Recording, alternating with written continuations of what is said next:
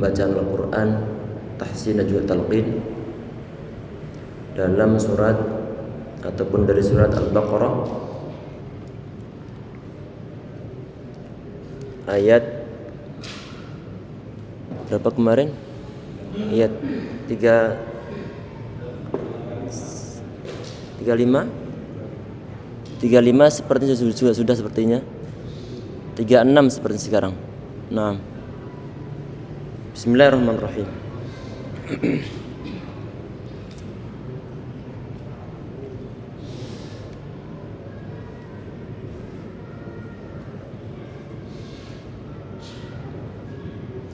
A'udzu billahi minasy syaithanir rajim.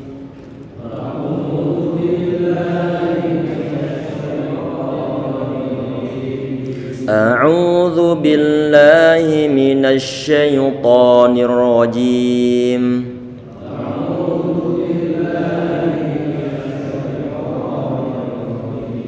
Bismillahirrahmanirrahim.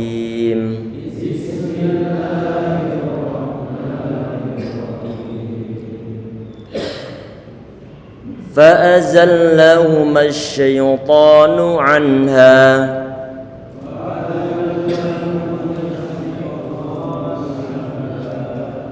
Ini ayat yang ke-36. فأزلهما الشيطان عنها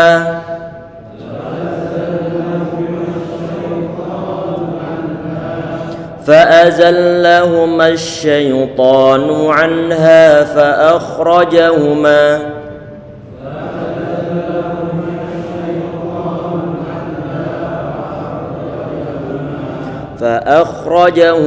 مما كانا فيه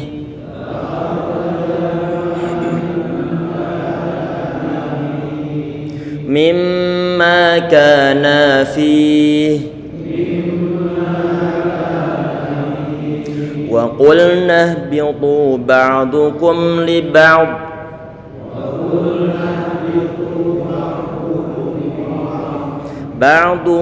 لبعض عدو ولكم في الأرض مستقر ومتاع إلى حين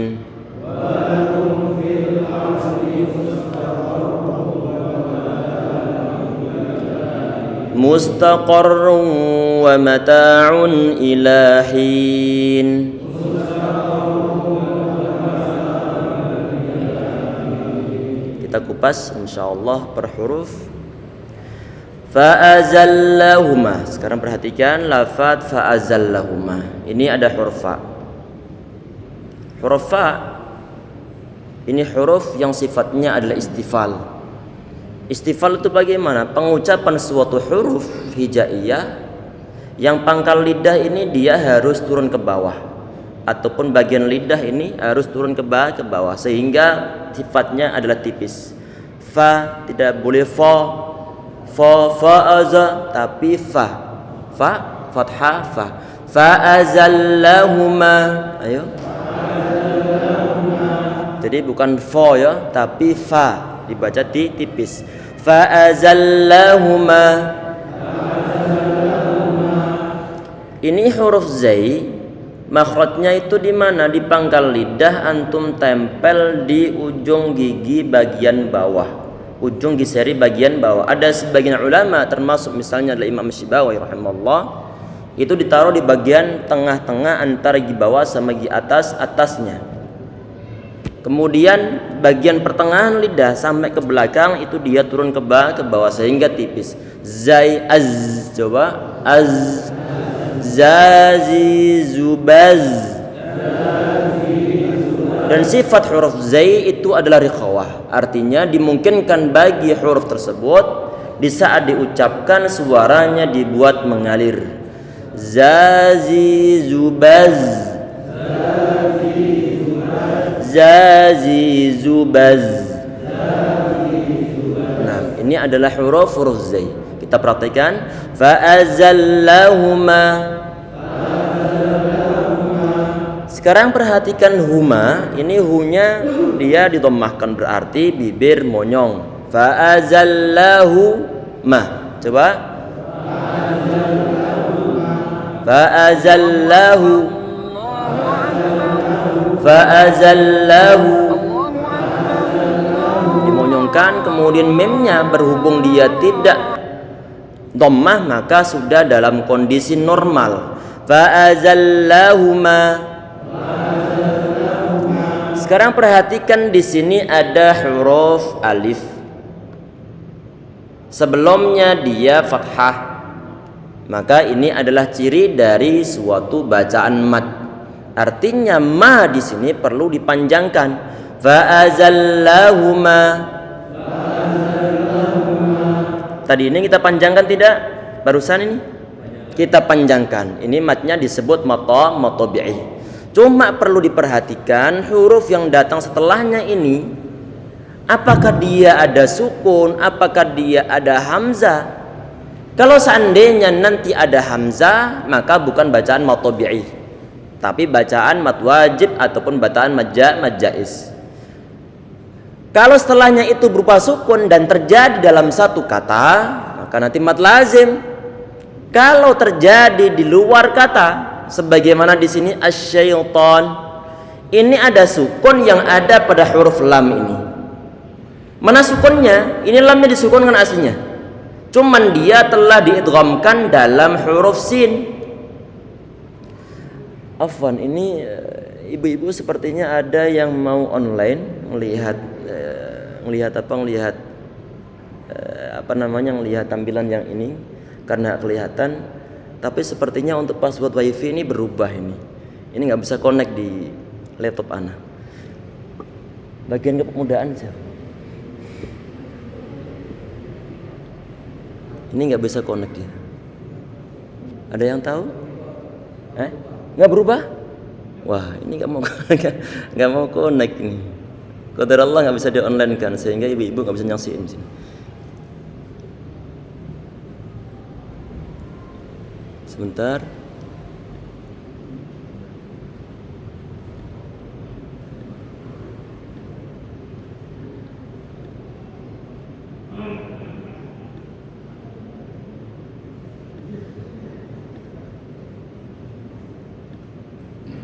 Nggak bisa connect, insyaallah khair.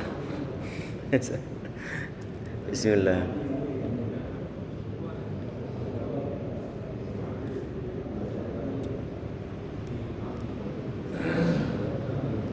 Semoga yang ibu-ibu bisa nyimak insyaallah, menyimak dari Qur'annya masing-masing. Bismillah. Kita perhatikan di sini, tadi ini ada mad yang ada pada kata akhir kata azallahuma. Ada mad.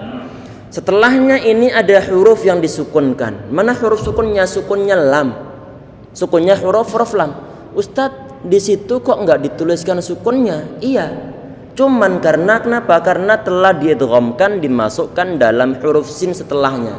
Tapi aslinya lamnya di situ dalam kondisi sukun. Lam dalam kondisi sukun. Sehingga di situ nanti akan ada bertemu dengan dua sukun. Sukun pertama adalah sukunnya azallahuma, ada alif di situ. Alif itu selama-lamanya dia tidak bisa diberikan harokat, sehingga alif selama-lamanya dia sukun. Fa'azallahuma itu alif dalam keadaan sukun bertemu dengan lam. Dalam kondisi begini maka matnya harus dihilangkan. Hilangkan di saat apa? Di saat diwasolkan bacaan. Di saat kita baca fa'azallahumasyaiton, dari mem yang difathahkan jangan diberikan mat, langsung disambungkan ke huruf sin yang telah ditasydidkan. Matnya dihilangkan. Fa'azallahumasyaiton. Ayo. Tadi ini adalah kita wasalkan bacaan dari azallahuma disambungkan ke asyaiton sehingga matnya dihilangkan. Kalau tidak diwasalkan bacaan, artinya kita berhenti pada lafaz fa'azallahuma karena mungkin nafas ya cukup, ataupun mungkin karena batuk, ataupun mungkin karena di saat antum baca Al-Quran mungkin murojaah ataupun bagaimana, Antum melihat anak antum mau jatuh, masih kecil nih, sehingga baru bilang fa'azallahuma, anak mau jatuh, terus bilang akhirnya bacaan terputus. Ini wakafnya wakaf karena faktor darurat. Maka bagaimana kalau kita wakaf pada lafaz fa'azallahuma, maka dimunculkan matnya. Misalkan kita baca disambungkan dari ayat sebelumnya misalnya. Coba perhatikan. Kita mau berhenti pada lafaz fa'azallahuma.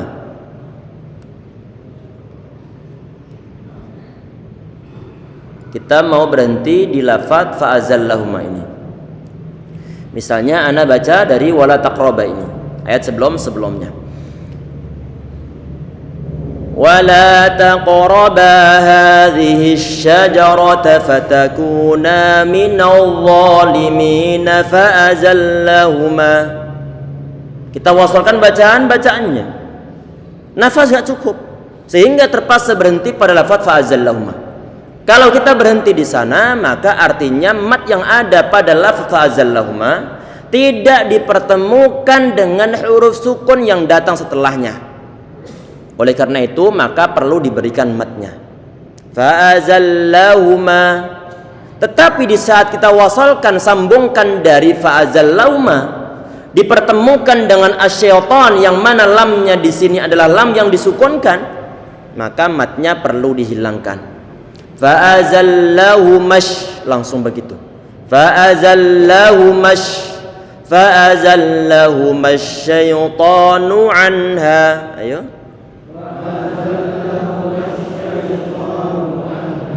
Dan saya ingatkan lagi, ini di saat mengucapkan huruf shin, ini huruf shin dia memiliki sifat yang safir.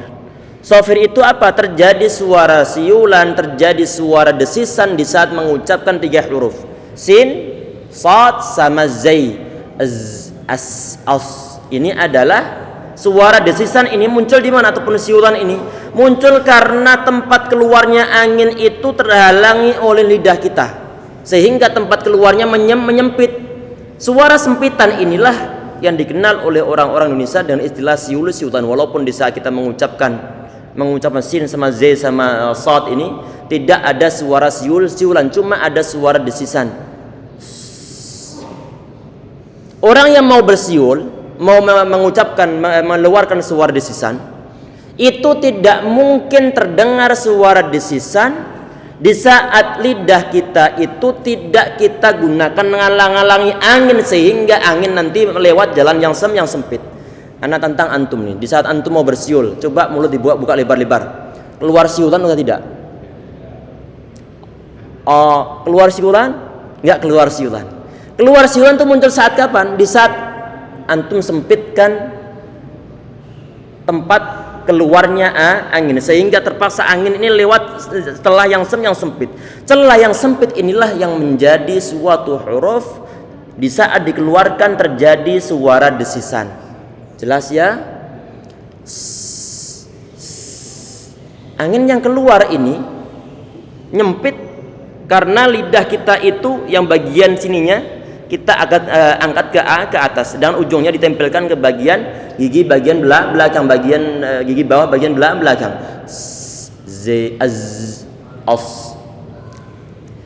Ini di saat kita tidak hati-hati dalam mengucapkan huruf shin, maka akan begini,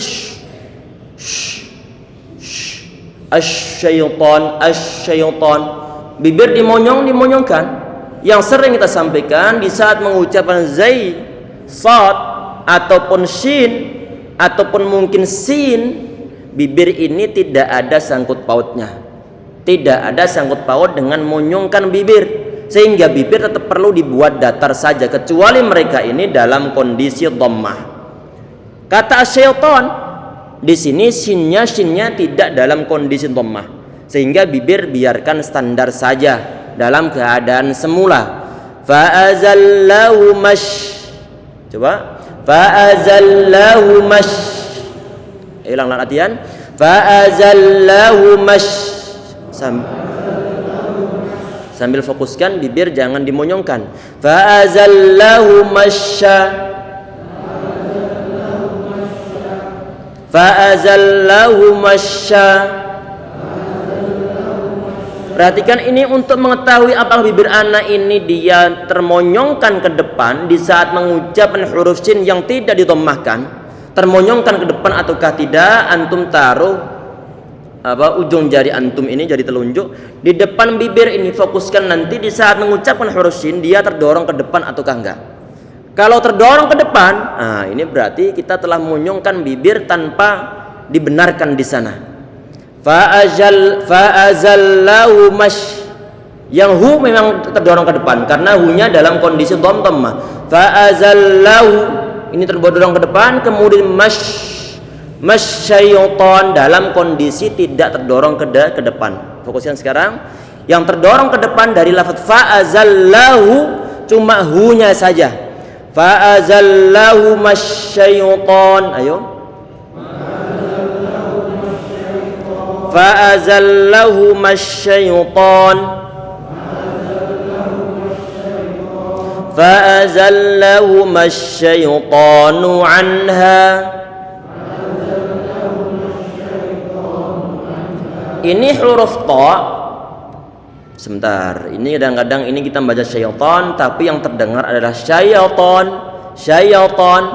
Ya-nya fokuskan bahwa ya dalam kondisi sukun bukan fathah. Syaiton bukan syaiton tapi syaiton. Coba syaiton, ya-nya disukunkan. Syaiton. Fa'azallahu masyaiton. Ini huruf ta-nya, huruf ta di antara huruf yang diucapkan dengan cara menempelkan gigi lidah kita ini di bagian langit-langit bagian atas yang keras, bukan yang lunak ya, tapi yang keras, to ataupun bagian gusi atas to, dan dibuat tebal dengan cara pangkal lidah ini terangkat ke atas, kemudian pertengahan lidah juga terangkat ke atas sehingga tebal dia. Fa'azallahu masyaiton. To bukan to biasa, to ini to yang tipis nih, to pak to suwanto to ini tipis, tapi to. Coba perhatikan perbedaan ana mengucapkan huruf to yang tipis ke yang tebal. To terdengar beda ataukah sama? Jadi antum buat yang tertebal karena huruf ta sifatnya dia adalah tebal. Jadi enggak boleh fa'azallahu masyaiton. To ini tipis nih, to, tapi perlu to. Fa'azallahu masyaiton. Kita sambungkan ke huruf setelahnya. Fa'azallahu masyaitonu anha. Ini anha, ada huruf nun yang disukunkan bertemu dengan ha, maka ini adalah bacaan izhar namanya, bacaan izhar. Artinya izhar itu suara nunnya ataupun suara tanwin perlu dibuat jelas. Kita mengucapkan tanwin ataupun nun itu dibaca dengan jelas adalah dengan cara lidah kita ini, ujung lidah ditempelkan gusi bagian atas. Agak ke belakang sedikit nih. Ninu, ayo. Nani nunan. Nani nunan. Nani nunan. Nunan nani nanna. Minan munni maninan manina. Maninan nanina. Kita perhatikan sekarang huruf nun ini. Tadi ini kan dia izhar. Artinya di saat bertemu dengan huruf-huruf yang keluar dari tempat tenggorokan, maka perlu nunnya dibaca jelas. Huruf apa aja itu? Huruf 6 tentunya. Hamzah, ha, ha, kha, ain, ghain. Ada 6 huruf yang keluar dari tenggorokan ini. maka nun yang muncul dari ujung lidah ditempelkan ke langit-langit bagian atas, maka nunnya perlu dibaca dengan jelas, dengan cara tadi itu, dan tidak boleh ditahan suara dengungan, nggak boleh anha. Kalau dibaca begitu, maka ini sifat nun dibuat rikhawah. Rikhawah itu apa? Suara nun dibuat mengalir suaranya, padahal sifat huruf nun itu tidak dibuat mengalir. Tidak dibolehkan dipatahan lama-lama untuk suara nun yang dimiliki oleh bacaan izhar semacam ini. Tidak boleh kita baca anha. Kalau kita baca anha, berarti kita memberikan sifat nun sifat rikhawah, dan ini tidak dibenarkan. Terus sifat nun itu apa? Sifat nun itu adalah tawassut, pertengahan antara syiddah sama rikhawah. Jangan dibuat berhenti dan jangan dibuat mengalir, berarti pertengahan antara berhenti sama mengalir. Ini disebut sebagai tawassut ataupun bainiyah, sehingga perlu untuk ditahan sedikit saja. Anha. Jadi suara anha inilah yang disebut sebagai bainiyah ataupun tawassut. Jelas insyaallah ya. Anha. Tidak boleh anha. Kalau anha ini nggak ada bainiyahnya. Misalnya anda baca begini, fa'azallahumasyaitanu anha. Nunnya tidak ditahan, perlu ditahan sedikit saja, dan jangan diberhentikan, tapi perlu ditahan sedikit. Penahanan suara nun ini yang kita berikan sifat bainiyah ini sinkron dengan apa? Sinkron dengan bacaan gunnah yang ada pada izhar itu sendiri. Yang kemarin kita sampaikan, izhar itu memiliki sifat gunnah juga. Bacaan ini nun yang bertemu dengan huruf izhar nih, ada bacaan gunnah. Walaupun gunnahnya gunnah naqisah, gunnah yang kurang, dia berada di level yang ketiga. Cukup kita berikan sifat bainiyah. Jadi jangan dikira izhar itu nggak mempunyai sifat gunnah, ada sifat gunnahnya dimiliki oleh huruf-huruf nun. Karena gunnah dengungan ini nggak mungkin bisa dihilangkan dari huruf nun sama huruf mimnya. Jelas ya? Jadi sifat bawaan ini yang nggak mungkin bisa dihilangkan, cuma nanti sebagian sifatnya melemah, coba masih ada sifat gunnahnya, walaupun berharokat masih ada gunnahnya. Kita lanjutkan, fa'azallahumasyaitanu anha fa'akhrajahuma mimma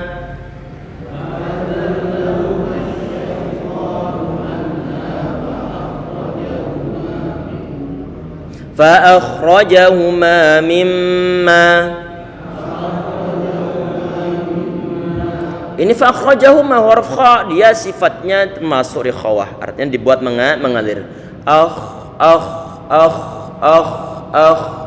Ini sifat rikhawah dimiliki oleh huruf kha. Kalau kita tidak berikan sifat rikhawah pada huruf kha, maka akan muncul qalqalah tanpa disengaja. Fa'akhraja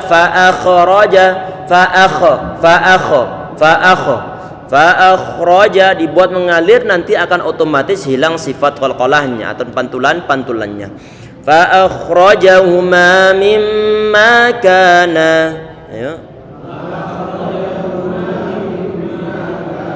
Dialirkan sedikit untuk huruf kha yang disukunkan. Fa'akhrajahuma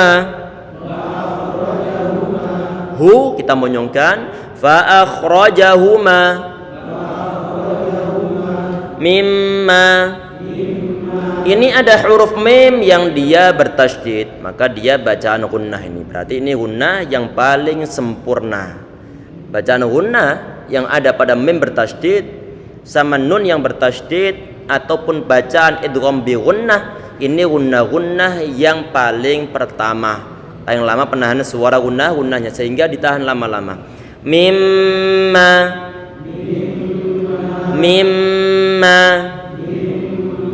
perlu nanti dicek apakah hidung ini bergetar ataukah tidak di saat kita nahan suara dengungannya.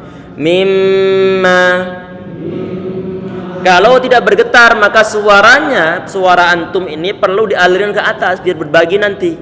Mimma. Kalau sudah ada, alhamdulillah. Adanya getaran pada hidung antum, inilah yang disebut sebagai gunnah. Sifat gunnah itu muncul di khayshum. Makhrajnya muncul dari khayshum, yaitu bagian hidung, ataupun mungkin di pesantren disebut sebagai janur hidung. Fa akhrajahuma mimma kana fi.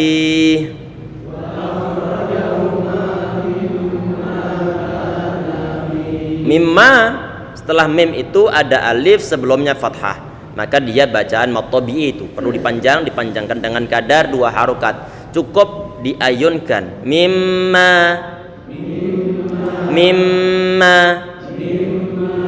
Kana, ini juga sama, kana.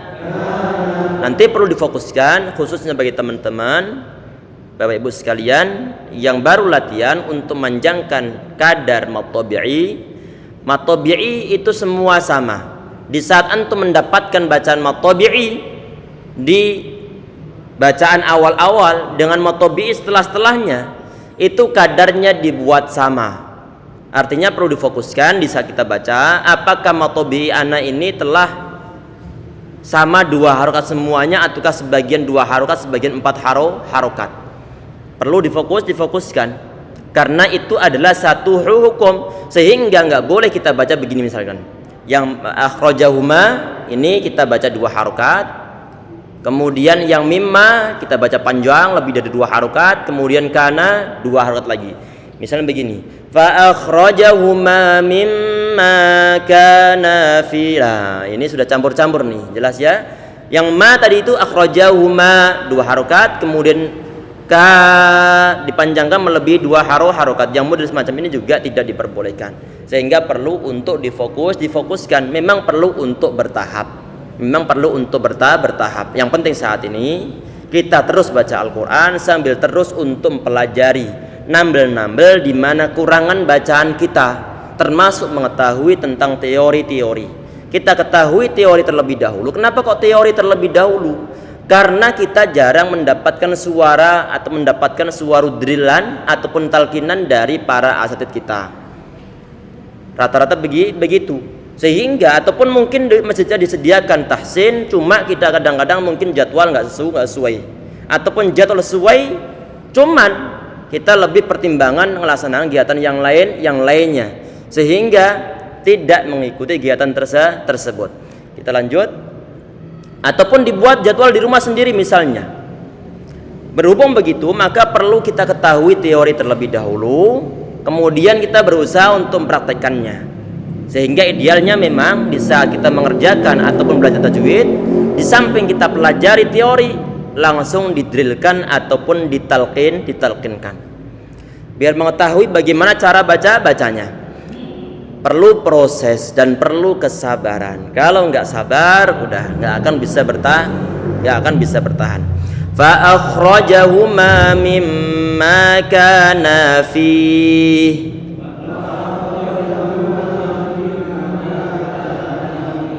Nah, mimma kana fi, ini fihi haknya dia berkasroh. Tadi ini kita berhenti pada huruf ha. Karena apa? Karena faktor waqaf. Ustadz, kok antum berhenti di situ? Sedangkan di atasnya ada kode ini. Perhatikan, ada kode shad sama huruf lam alif nih. Ini shad, lam sama alif.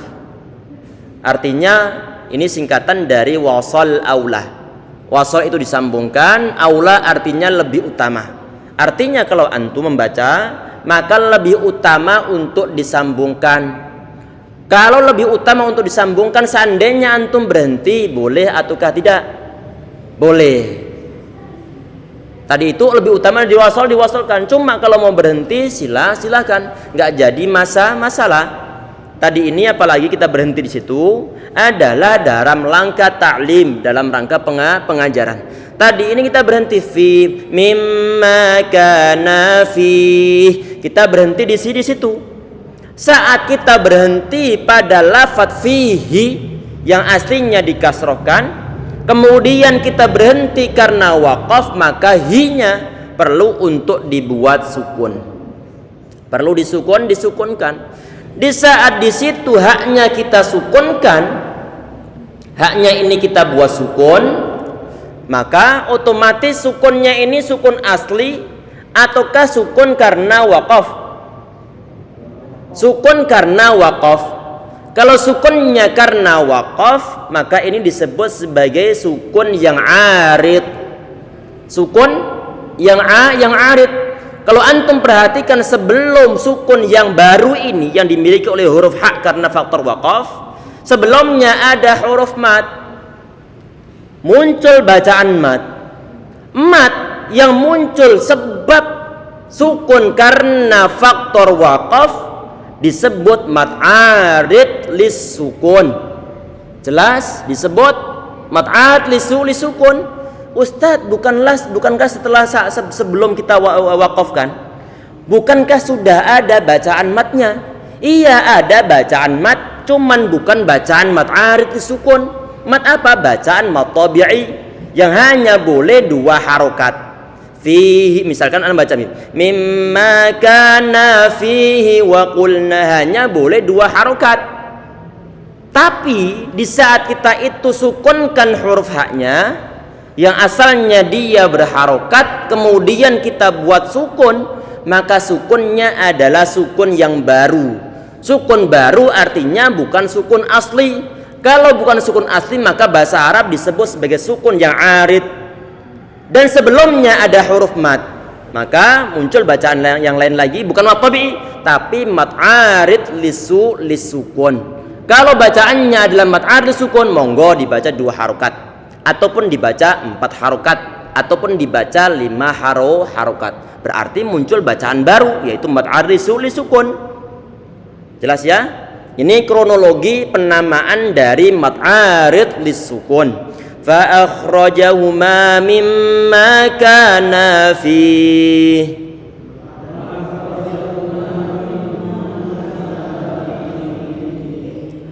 Wa qulna ihbitu. Sekarang perhatikan lagi, ini lafaz wa qulna berarti kita monyongkan pengucapan huruf qaf yang didomahkan waqu. Kemudian lamnya sukun. Kalau sukun dia monyong ataukah datar? Datar. Berarti segera tarik kembali itu yang telah kita monyongkan. Waqul. Coba perhatikan. Waqul. Waqulna. Ini waqulna ada, sebentar, ini lamnya kalau nggak hati-hati nanti diberikan qalqalah ini. Waqulna. Hati-hati ya. Ini awal-awal kita dulu saat belajar Al-Quran sering ngasih qalqalah ini tanpa disengaja, karena memang masih proses untuk pelajari Al-Quran. Hal yang wajar. Yang penting kita berusaha terus untuk pelajari Al-Quran, perbaiki bacaan kita, ketahui teorinya. Waqulna nggak boleh, waqulna nggak boleh, tapi ditarik sedikit karena huruf lam, nun, ain, mim sama ra ini huruf-huruf yang memiliki sifat yang sama dari segi bainiyah, pertengahan, tarik sedikit saja. Inilah bainiyah. Waqulna. Ayo. Sekarang perhatikan, ini ada huruf alif, ada huruf alif. Sebelumnya fathah, maka dia bacaan mat tabi'i. Tapi muskilahnya di saat kita itu wasalkan bacaan, ternyata alif bertemu dengan sukun. Mana sukunnya ha ini? Sukunnya ha. Tadi teorinya bagaimana alifnya diapakan huruf matnya saat bertemu dengan huruf sukun? Diapakan? Dihilangkan. Jadi huruf mat ini di saat kita wasalkan bacaan dari qulna ke ha, matnya jangan diberikan. Berarti waqulnah langsung disambungkan ke huruf ha-nya. Ustadz, itu kan ada alif. Seperti model a alif, di atasnya ada kepala huruf shad. Berarti hamzah itu namanya. Hamzah apa kemarin? Hamzah wasal. Teorinya untuk hamzah wasal saat dia berada di tengah kalimat maka jangan dibaca. Artinya tengah kalimat di sini ini adalah kita wasalkan dari huruf yang datang sebelum hamzah diwasalkan disambungkan ke huruf yang datang setelah hamzah. Wa qulnah. Tetapi di saat kita memulai bacaan dari ihbitu ini, ihbitu itu kalian turunlah. Artinya ihbitu kalian turunlah, berarti itu ada unsur perintah. Wah, ini berarti kata kerja perintah.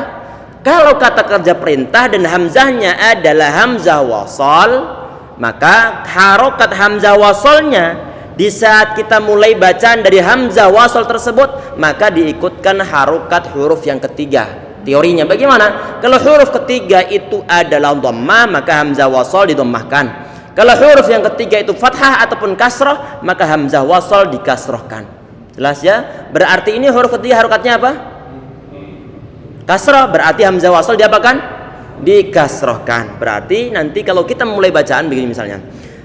Misalnya kita baca mimma kana fihi wa qulna ihbitu. Kita wasalkan. Kemudian saat mau mulai bacaan kita ulang dari ihbitu. Harokat hamzah wasal dikasrohkan. Ihbitu. Jelas ya? Ini hamzah wasal. Ihbitu ba'dukum li ba'din adu.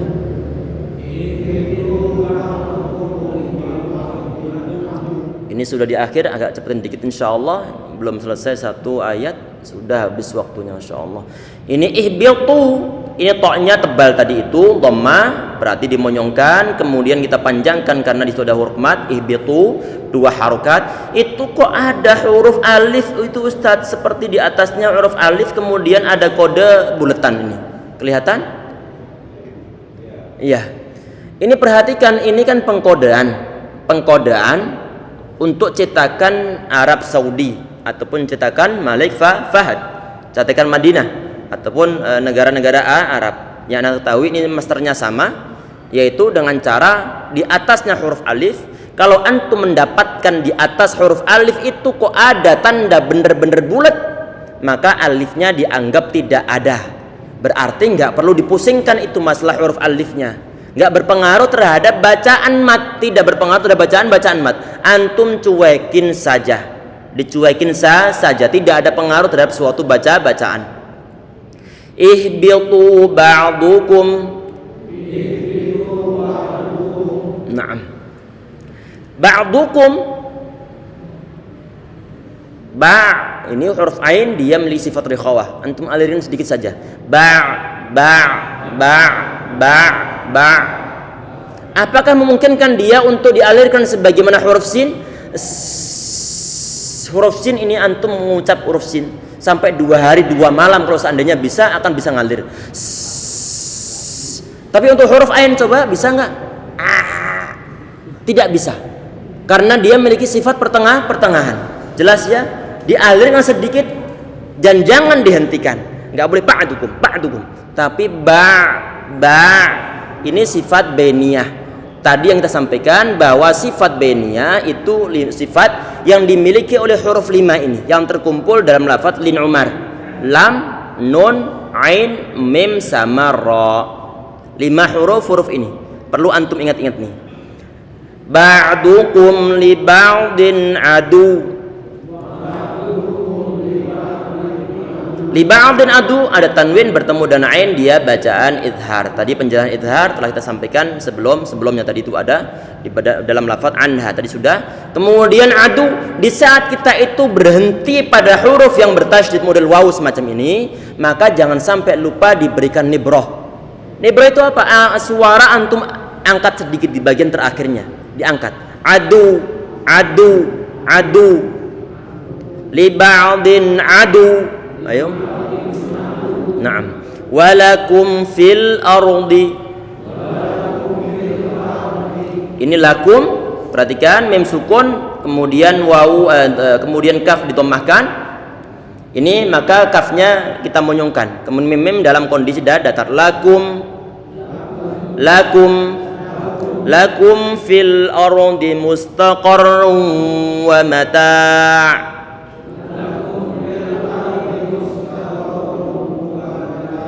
langsung insyaallah langsung mustaqar wa mata tanwin bertemu dengan wawu, dia bacaan idgham bi gunnah, ditahan suara dengannya.